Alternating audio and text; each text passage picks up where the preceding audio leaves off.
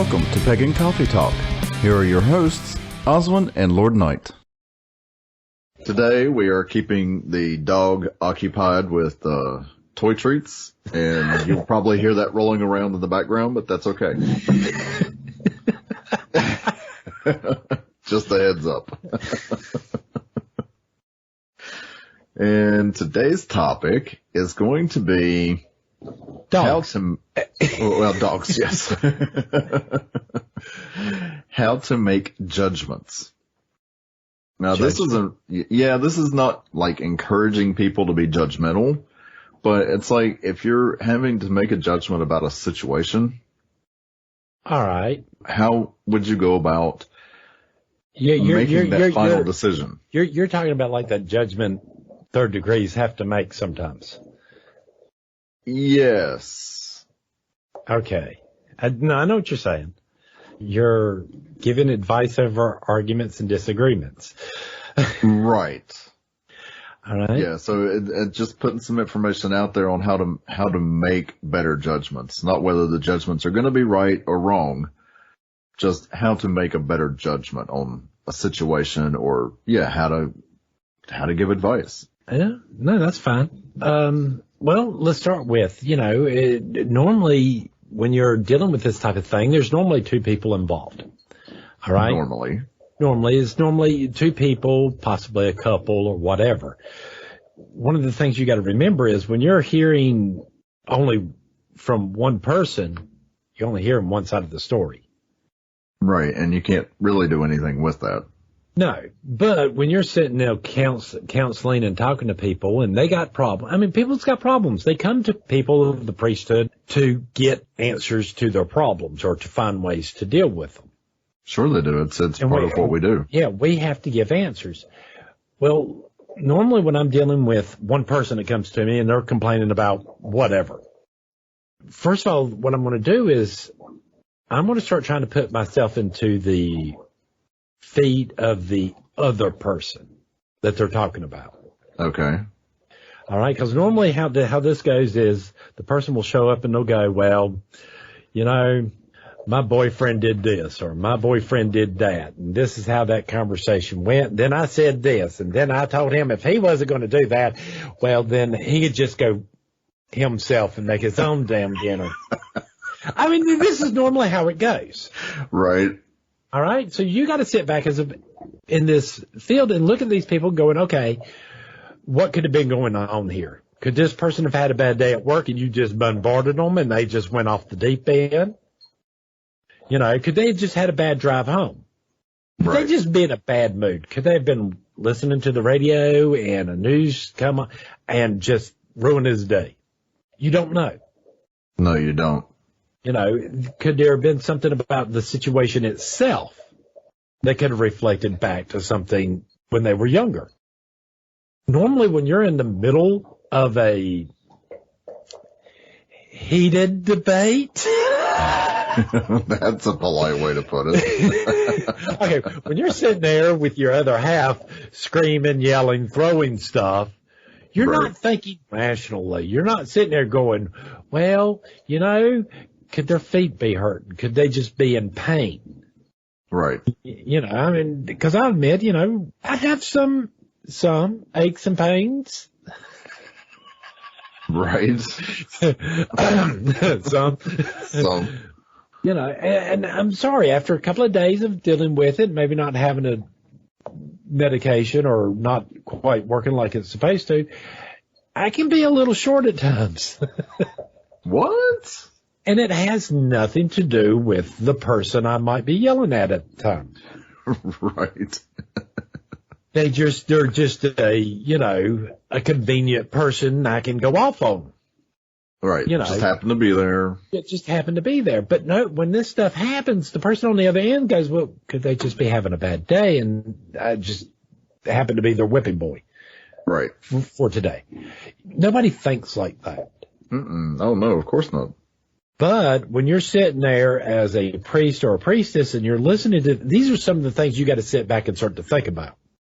You have to think of what the other side of the conversation is going to be and start talking to these people, because normally what I'll do is, well, why did you feel that way? And this is an actual serious question, Well, my husband made me dinner, but it wasn't, even though I laid all the stuff out and I was planning on making this dinner, he decided to try to be nice and do it for me, and he didn't cook it right. Because I'm an idiot and I didn't write down all the instructions that my husband has to use. So he didn't do it in this specific order, which makes it not taste as good. Right. So you're basically asking questions just to get to the root of the problem. Right. I mean, and I know this sounds, everybody's sitting here laughing, but I can see where this could cause an argument. Where it's, well, yeah, you should have done this and this. I've cooked this over 1,000 times. You've seen me do it. And I see the other person sit there going, I don't pay attention to you when you're cooking at all. Right. I'm sitting here having a conversation with you about my day. I barely registered the fact that you actually have a frying pan in your hand. Right. Much less what order you're doing things in. It said, no husband in the world to any wife.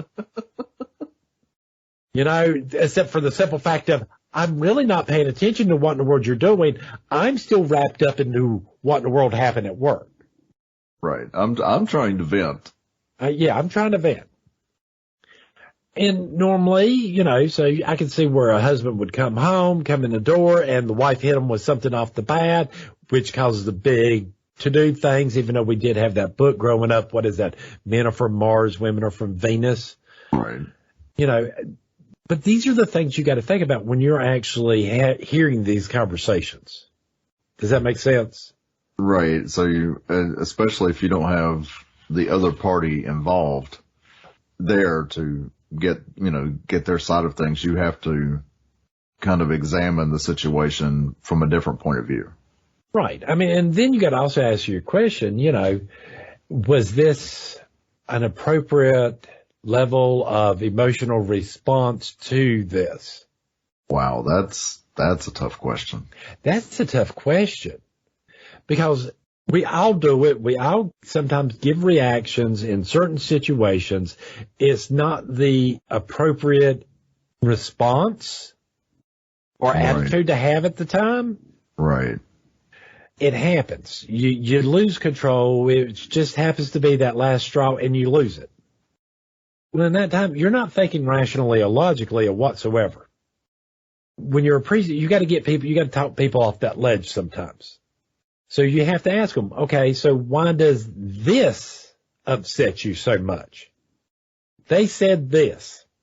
They said I was a floozy. Okay, why are you getting upset because somebody called you a floozy? Right, we covered that in another podcast as well. Why are you letting that affect you? Why are you letting that affect you so much? But, why this particular phrase and not being called a slut or a whore? Right. What's wrong with floozy? Yeah, I mean, could have been so much worse. Yeah, or is it because you are a floozy? Are you mad because somebody actually just called you out on your bullshit? Right. So this has to be a question you actually have to get around to asking. You got to be a little bit tactful. Well, why did it make you feel that way? How did that make you feel? Right. And how would it made you feel if he would have came in and instead of being bombarded by you was able to look at you going, my boss just chewed me out over this. That wasn't my fault. How's that going to change your reactions to? How's that going to change your reaction to the conversation? You're mad because he exploded on you walking in there, but Bob screwed up at work and blamed him. Right. And blamed Ted. Now Ted's sitting at home with his wife, and they're like throwing knives at each other because the wife came in. Well, did you not pick that up at the grocery store on the way? Now I can't cook dinner, blah, blah, blah. At no time did anybody sit there and go, okay, why are you yelling at me because I didn't go to the grocery store? Why did you forget to go to the grocery store? Because I had this upsetting thing that happened to me right before I left work. But that ain't the way we have a conversation. Now, is it? No. If you're having conversations like that, you're the exception. Oh God, yes. Normally how this goes is you come in for work, you've had a bad day, your wife gets on your case, you snap at your wife, you go storming up into the basement and have a beer and calm down. Right. She's upstairs still plotting your death for the next 2 weeks. Right. Slamming pots and pans around and. Right. And then the guy goes slamming back doors and doing whatever else. Then the guy comes back, then the husband normally comes back up and tries to make peace, but the wife ain't hearing it. And before anybody says anything, we're not being chauvinistic.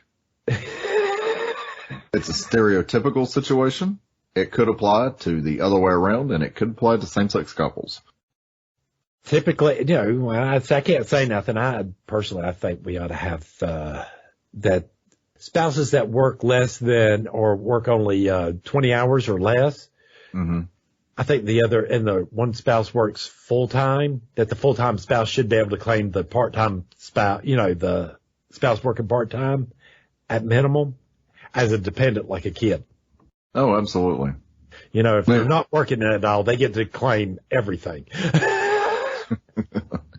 Anyway, that's a little off topic. But that's beside the point, because I believe one spouse should possibly have to stay home, at times. Right. Right. But again, this is normally how these conversations go. And what you have to do is get people to understand, okay, first of all, was your emotional response warranted? Because we can't talk about the other person because they're not there. You can only talk to the individual that's there. Right. And at no point can we ever agree with either side. Oh, absolutely not. Because we don't know if they're right or wrong. People seem to have this idea that morality and ethics wind you up with a specific answer. Morality and the correct answer is some spot off in the distance during sunrise and you're staring at it. Right.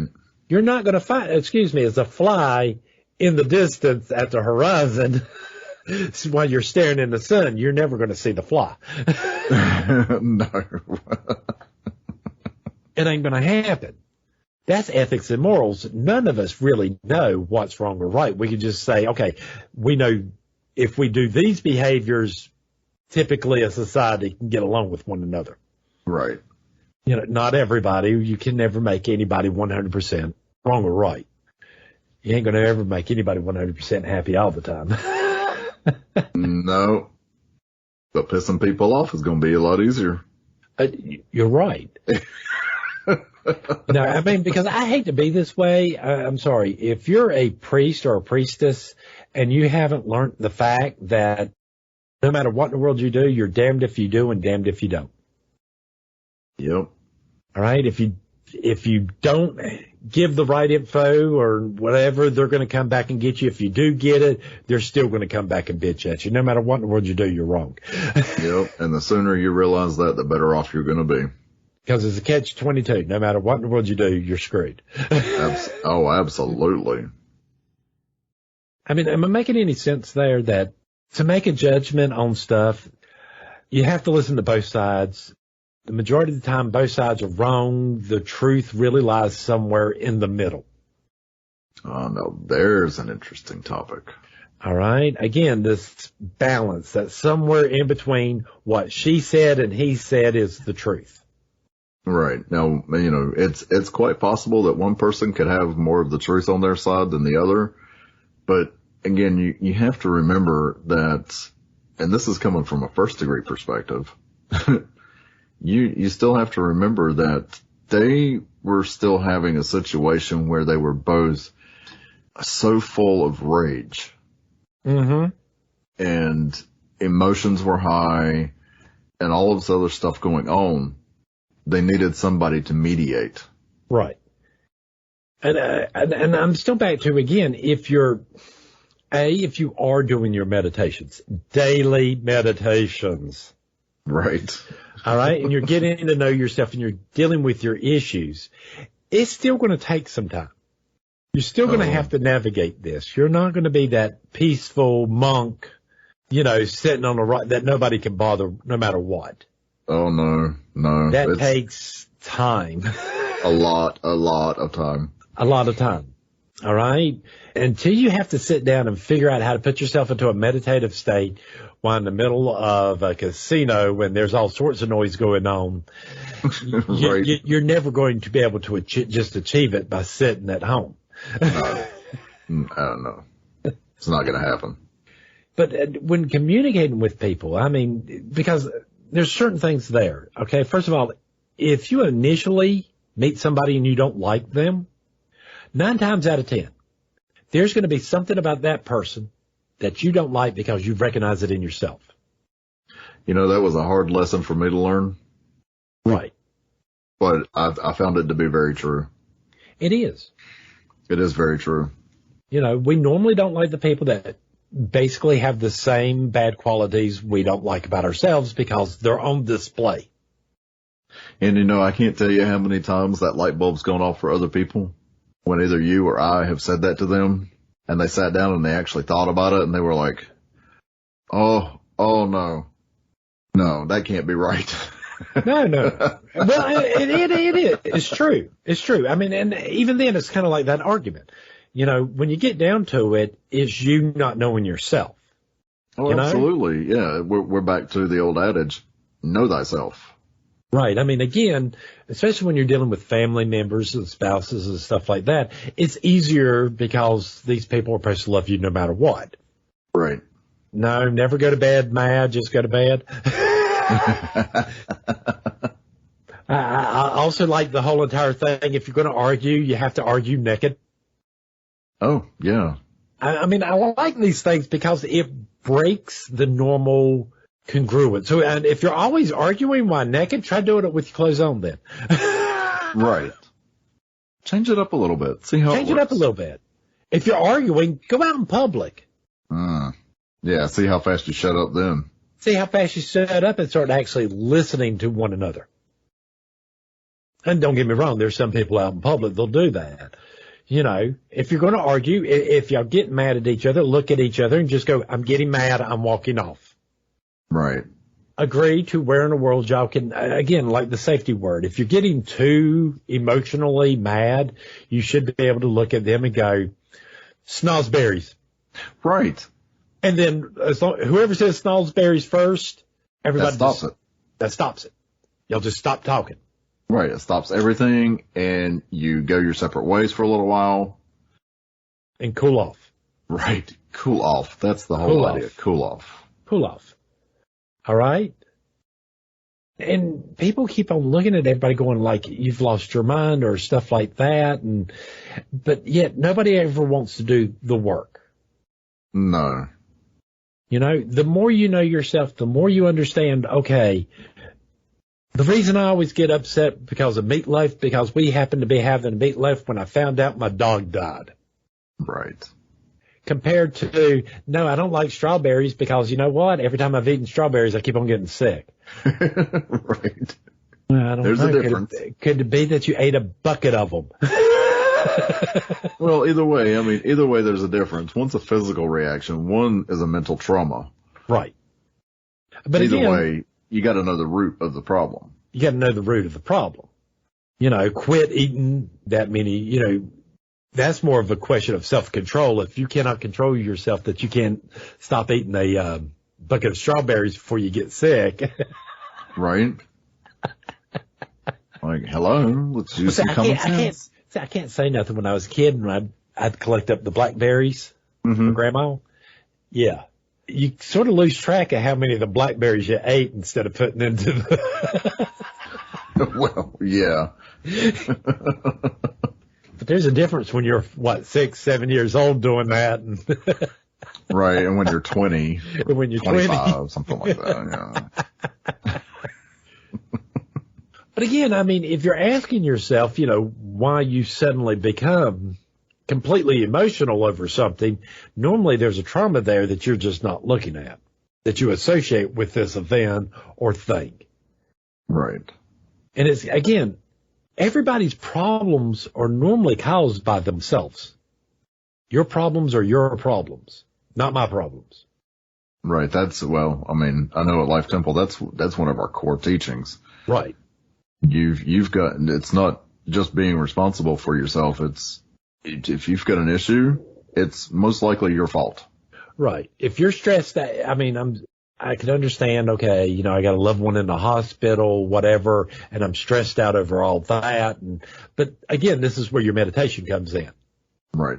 It gives you a chance to deal with that stress in a more productive way, to sort of realize, okay, you know, there are just some things that are just out of our hands.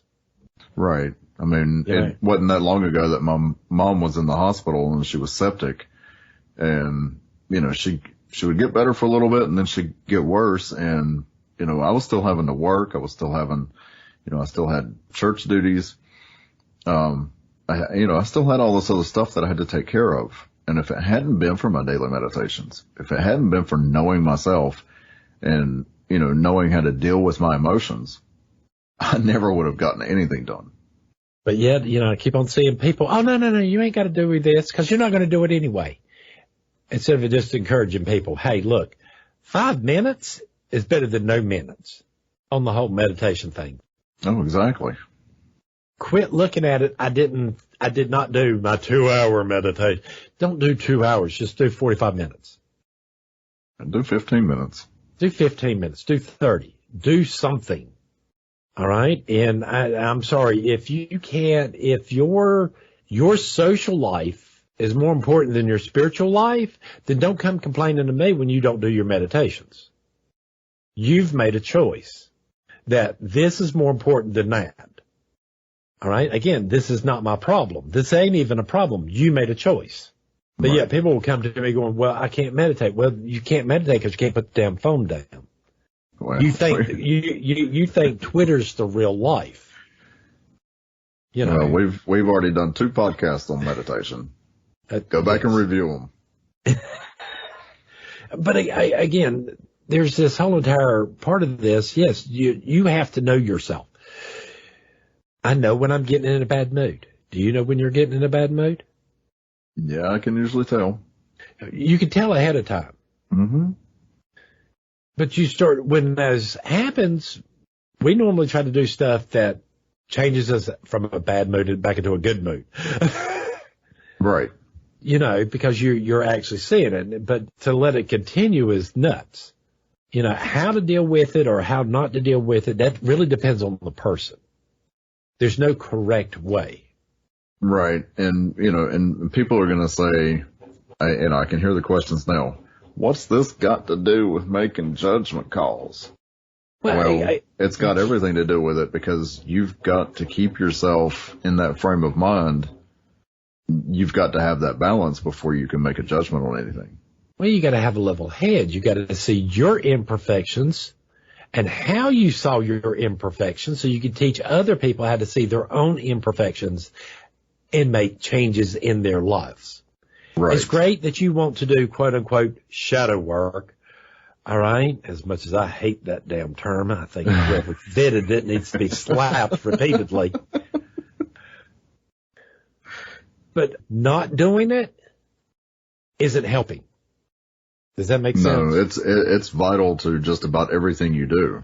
Right. And again, if you can explain to somebody else how you came to these conclusions, how you figured out your problems, not how to figure out their problems, it makes you a wiser person and to think of things that they might not have.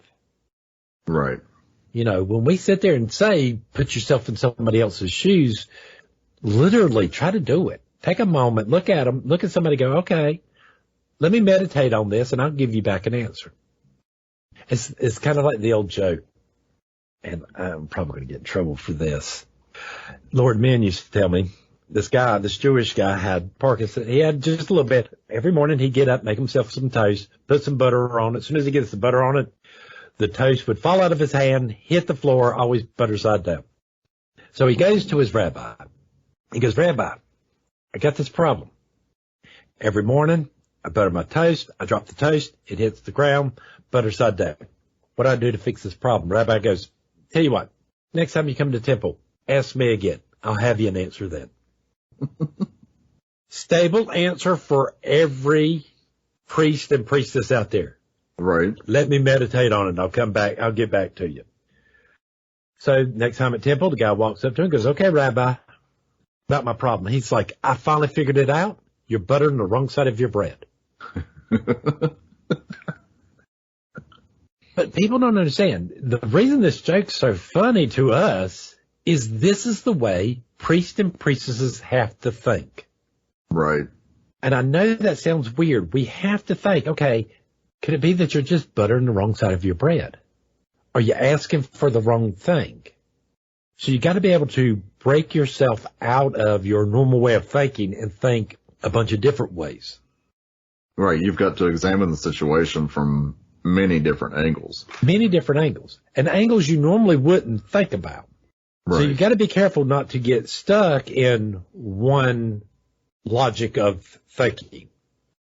Does that make sense? Right. And you also can't get stuck in that he said, she said shit. Right. You get too bogged down in karma. If you believe in karma and you follow it, you start getting too bogged down into this stuff. You'll start to understand no matter what in the world you do, you're going to harm somebody. Mm-hmm. There are situations, no matter what in the world, you're going to harm somebody, which is going to cause karma, which is going to cause you to drop in status, to have to go live a worse life in your next life, which will make it even harder for you to make good choices to move back up. Right. This system that we have is the same system I keep on seeing people do in these type of situations.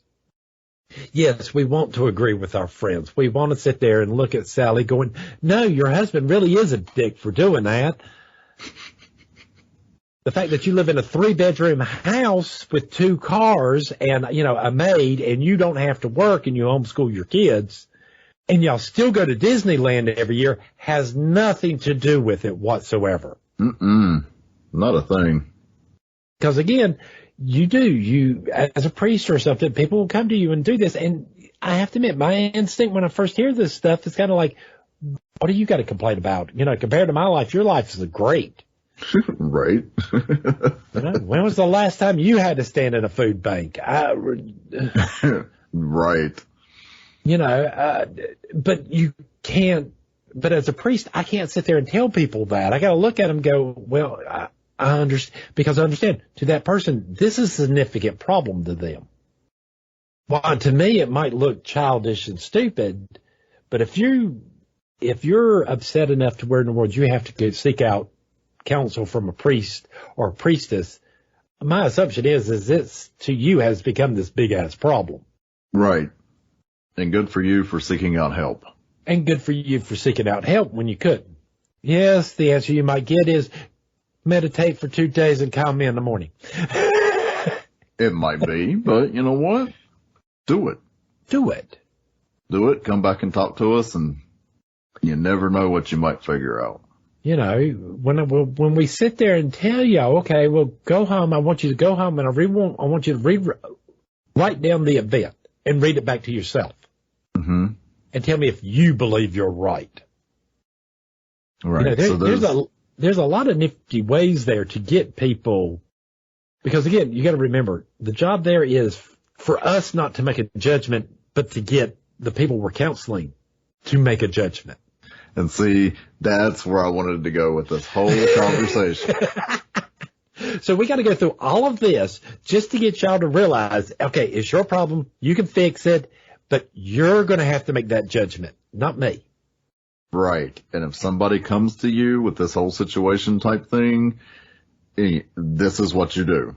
Right. Because again, my thought there is, first of all, if they're going to come to me, this means they feel guilty enough about the conversation. So might be a little bit of guilt there to where we can get them to realize, no, you're not completely wrong, but you're not completely right. And you have to concede those points. Right. You might have to look at your husband and go, okay, truth, when you come home from work, we will not discuss nothing for the first 30 minutes. Right. Other than, hi, how are you? Love you. Kiss. Bye. Right. Give that person coming home from work, give them time to decompress a little bit. And then, hi, honey, how was your day? Don't be like a dog right up on them going, hey, you're home. I mean, if that's what you got, don't get me wrong. Not everybody's the same. Some people can come home. The drive home from work is enough for them to decompress, and they can just come in and do whatever. Right. But I keep on seeing too many people trying to do cookie cutter solutions where more individuality needs to be taken into account when talking to these people and trying to figure out how to get them to figure out their problems to make a decision. Right. Which that's the key to this whole thing is you've got to examine enough angles and ask the right questions or ask enough questions to get those people involved to realize I have my own answers. Right. Because again, the majority of the times these people are going to come to you and they want you to validate their side of the argument, their side of the problem. Which you can't do. Which we can't do because if there's a problem there, they made their own problem. Whatever they're mad about, it's them doing it to themselves. Right. But then again, if you're validating one side of that argument or the other, then you are getting yourself dragged into that argument and you're not helping the situation. But you're no longer counseling, you're being a friend. Right. But because a friend will sit there and go, I can't believe he cheated on her. No. Let's go right now. That's why there is a song out there. Yeah. I broke the windows in your car. Right. There's a reason that song's there. I mean, just like, there's a reason there's songs about gold diggers. Mm-hmm. They exist. You have to think about these things. You have to think about the stuff that other people don't want to think about. Exactly. Why is he cheating on you? So basically what it boils down to is if you've got one, or maybe you wind up with both sides, both parties coming to you and talking this out, ask them questions about how it makes them feel. Right. Ask them questions about their view of the situation. Get them to sit down and actually think about what's going on. And you get them to make the judgments. Well, you see, normally how this goes, especially when I'm doing it, it's, how did you feel? Okay, why did you feel that? And normally I'll get that silent thing for a moment. Okay, well, in other words, why did you feel sad instead of happy? Right. I mean, and again, normally I'll go to something completely absurd, right? You're in the middle of an argument. And yes, I expect you to get mad. Okay, why did you get mad? And why didn't you just get happy or just start laughing hilariously? Right. I mean, they're still valid emotions. Why this one over all the other ones? Mm-hmm. I mean, the good thing about asking that question is again, people realize, okay, I'm having this emotion over this, and yeah, it really is stupid, but why am I taking this so serious? Well, and honestly, this is why we encourage, especially those going for second and third degrees, we encourage them to go visit with a counselor, psychiatrist, psychologist. Sit down with these people, examine what it is they're doing. Go to them, with some type of issue, but put them under the microscope. Examine what they're doing and how they're doing it.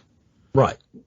Yes, you're technically, yes, we're saying go have your insurance pay for you a session or two at the local therapist. Right. In the attempts to learn how to become a psychologist. Right. Or at least hear how in the world they do it. I know it sounds weird, but it does sometimes help, and it does help when you actually sit there and listen to some of these theories and stuff like that. Oh, yeah, definitely. And do some of this research. Well, I think that's about it for this. What do you think? I believe so. That went exactly where I wanted it to go. So. All right. I'm glad I'm being so accommodating to you. All right. We'll see you next week. I'm out of coffee. All right. Bye. Bye. Thanks for listening. Join us next week for another episode. Pagan Coffee Talk is brought to you by Life Temple and Seminary. Please visit us at lifetempleseminary.org to learn more. You can also find links to all our social media, Facebook, Twitter, YouTube, and Reddit. We travel down this trodden path, a maze of stone and mire. Just hold my hand as we pass by a sea of blazing pyres. And so it is the end of our days, so walk with me till morning breaks. And so it is the end of our days, so walk with me till morning